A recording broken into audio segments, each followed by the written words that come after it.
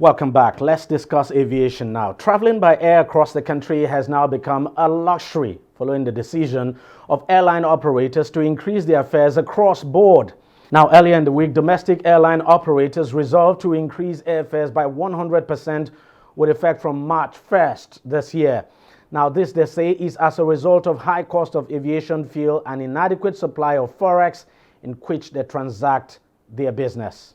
The operators claim aviation fuel now costs above 400 naira per litre across the country from the initial 190 naira, while the dollar which sells for between 508, while the dollar actually sells for between 580 to 600 naira now in the black market, and it's actually in short supply. Now, they say Nigeria's domestic airlines are in a life and death struggle to secure the forex they need to acquire their spare parts to maintain their aircraft. The decision now sees the least economy ticket now selling for 50,000 naira instead of the previous 22,000 naira for an hour's flight. Meanwhile, travel in the country has witnessed increased patronage in recent years with rising insecurity that has seen quite a number of routes now taken over by kidnappers and bandits. This leaves passengers with either having to pay the extravagant bill or resort to traveling on what you may want to call dangerous roads. Joining me to discuss this further now is retired Group Captain John Ojukutu, who is an aviation expert. Thank you very much, Captain, for joining us on the program. Let me ask you, what do you make of the reasons given by these airline operators? Do you think these reasons are excuse enough to increase the fares? Well, it may look that way, but we started too late. We started too late because commercial aviation globally is based on dollar, not necessarily on local currency. And like I said, and I have said repeatedly for the past 4 years, that the air price the airlines are giving are very, very non-economical. It does not make economic sense for you to sell tickets in 1989-90 at a dollar rate of 100 naira, and today you are selling it at about 50 to 60 dollars. I remember very well in 1989, 1990, ticket was selling for about 3,800 naira to 4,000 naira for about 1 hour flight to places like Abuja, Port Harcourt, and so on.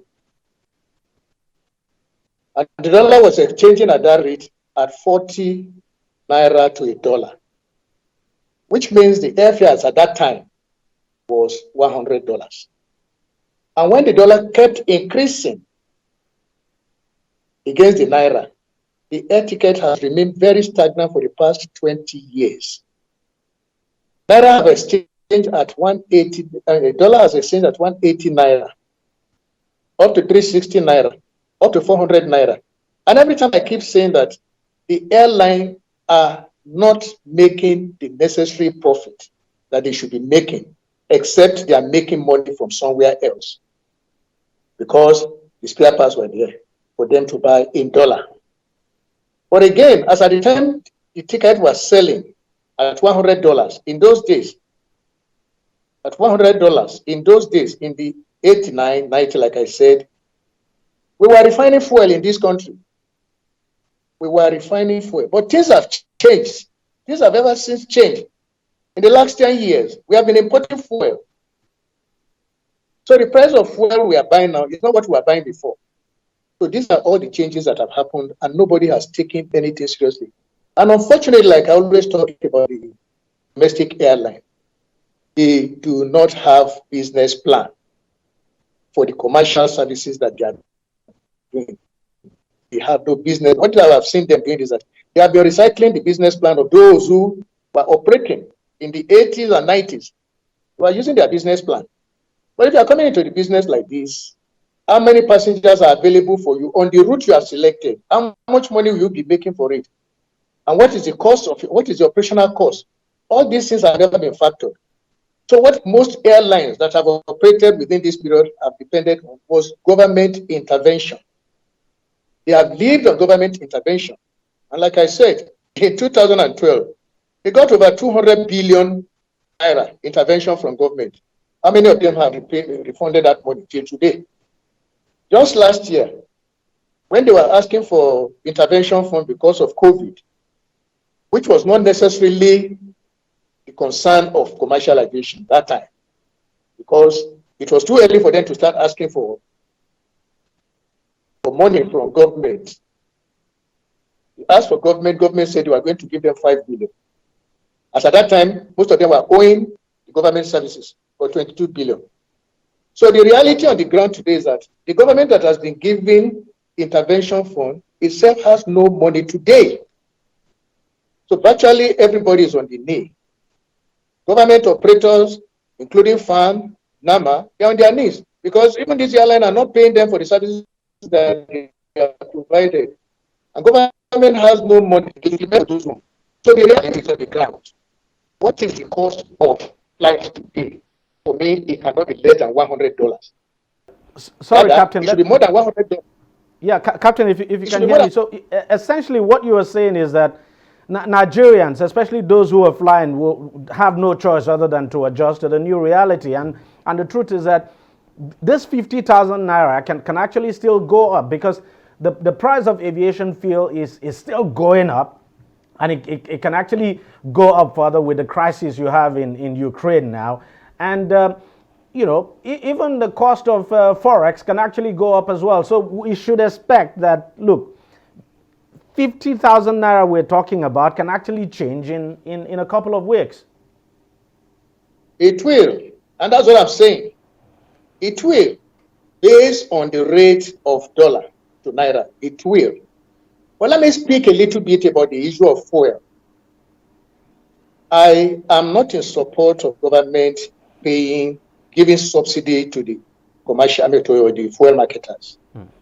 Whatever government has to give in form of subsidy, let government transfer that money to the public. The public is crying now. They don't have money based on the salary. That is for those who are paying their fare, because most of the travelers today, like I told somebody, a lot of them are regular travelers. And because they are regular travelers, their money is paid by the government organization they work for. It is not from their pocket. So if you ask the airline now to go into their system and find out those who are traveling, you'll find out that for every 5 people they have in their system, 3 of them are regular travelers. They're either government officials or corporate officials that are being paid for. So the issue of fuel, like I said, when we were manufacturing fuel or refining fuel in the 80s, 90s, there was no problem. Now that we are bringing the money, we are bringing the fuel in, and government, the type of money government is giving as subsidy, if you calculate it, is enough for government to use it to increase the salary of Nigerians. When they are traveling, they pay it to the airline. The airline use that money in addition to pay to the fuel marketers. But when you take this money and give it to the fuel marketers, and the travelers have nothing to subsidize, there is going to be a problem. Government should stop subsidizing fuel marketers. Let government find a way how that money, the subsidy, will get to the public, and the public will use it to augment their living. And for those who are traveling, they add it to what they are paying now as air ticket, give it to the airline. The airline will now use it to subsidize the money that they are paying to the fuel marketers. But the money is going directly to the fuel marketers. I tell you, the number of travelers will drop, and it will affect the airline more than they think it's going to affect them. I was going to ask you this question, and that's by way of closing now, that if this continues for long, don't you think the airlines too will suffer? Because obviously passenger traffic is likely to drop, because if people cannot afford to fly, then they just would not be able to fly. Because they can't afford it. So we might be looking at a situation where the passenger traffic might drop, and eventually that would affect the airlines. And you just can't rule out the possibility of some of these airlines folding up down the road. Imagine the number of airlines that have come to join the ones that are operating. That will tell you it is not going to be necessarily the increase. It is the number of aircrafts available for the number of people that are traveling. That's another story. In the last let me say in the last 10 years, there has not been any significant increase in the number of air travelers. The new airlines that came into the business, about 3-4 of them that came into this in the last 6 months, they probably were not monitoring the traffic in the system. Like I said, in 2019 was the time we had the highest. We had about 16 million passengers. And that was the highest we've ever had in the last 20 years. Let me put it that way. The traffic has been oscillating between 14, 15, 14, 15 until that year where we got 2019.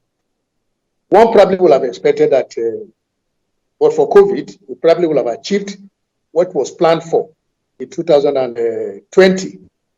Because Vision 2020, we had about 2006 or 2007 was expecting that by 2020, we should be able to have a traffic of about 20 million passengers. But unfortunately, rather than for us to be able to achieve that, the COVID has already dropped the number of passengers. And like I told so many people that time that it might take another 5 years instead of 2020 for us to be able to achieve that figure. But rather than for these new airlines to look into all these figures before they came into business, we just saw new airlines that just came in, about 4 of them. So where is the passenger? The COVID has dropped the number of passengers. Now the reality is on the ground. There is no more money for government to support them like they have been having in the past 10 years, intervention fund today, intervention fund tomorrow. That money is not available. And now they are there, the passenger is not available. So what is going to happen?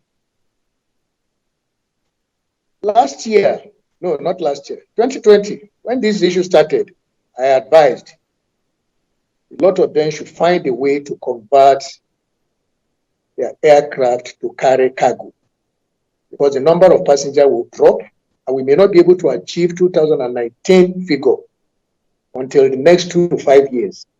Let all of them carry cargo. There are over 100 million tons of cargo that are moving around this country between the north and the south, the sea coast, the seaports, and the interland.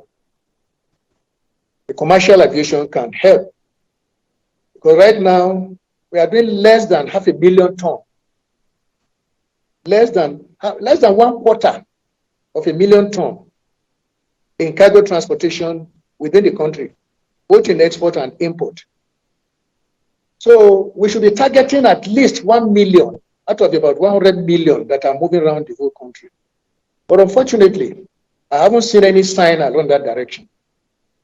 The number of passengers we are talking about now, when you listen to the fact that they tell you they are carrying 20 million passengers, that is through the airports, not the airline. The airline is probably carrying about 8 million or 10 million of that figure. But when you look at that figure against the population of this country, that will tell you that that is a far cry from what is happening in a place like South Africa. You look at the population of South Africa is about 45 million.